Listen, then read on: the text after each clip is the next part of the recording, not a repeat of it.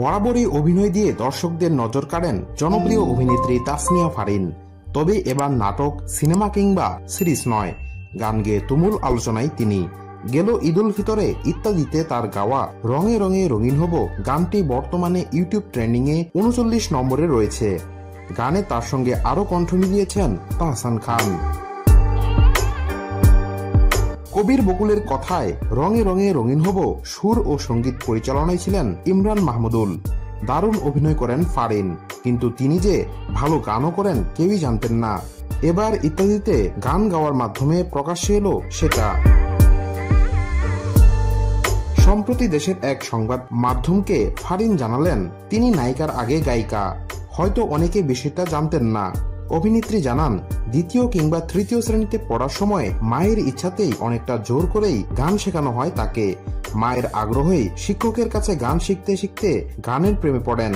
পরবর্তী সময়ে ঢাকায় এসেও সেই গানের চর্চা চালিয়ে গেছেন ফারিন, কিন্তু হঠাৎ করেই অভিনয়ে পা বাড়ান। খুব অল্প সময় খ্যাতি পেয়ে যান তিনি। তাই অভিনয়ে ব্যস্ত হওয়ার কারণে গানের প্রতিভা সামনে আনার সুযোগ পাচ্ছিলেন না ফারিন।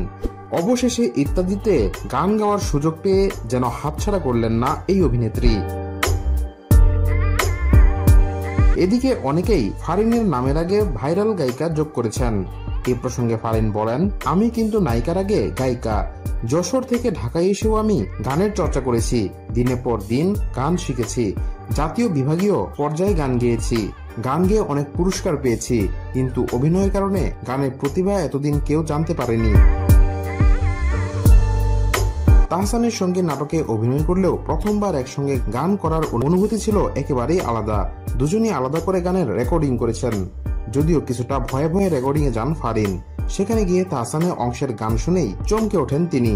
কারণ তাহসান এত উচ্চ স্বরে গান করেছেন, সেভাবে মিলিয়ে দ্বৈত গান করা অসম্ভব ফারিনের জন্য। তাই কিছু ভেবে না পেয়ে তাহসানকে ফোন দিয়ে অনুরোধ করতে হয়। ফারিন বলেন, আমি কি করব বুঝতে পারছিলাম না। পরে তাহসান ভাইকে ফোন করে বলি, তাহসান ভাই প্লিজ, এত লাউডে আমি গাইতে পারবো না। পরে ভাইয়া আবার এসে গানটি গেয়ে যান।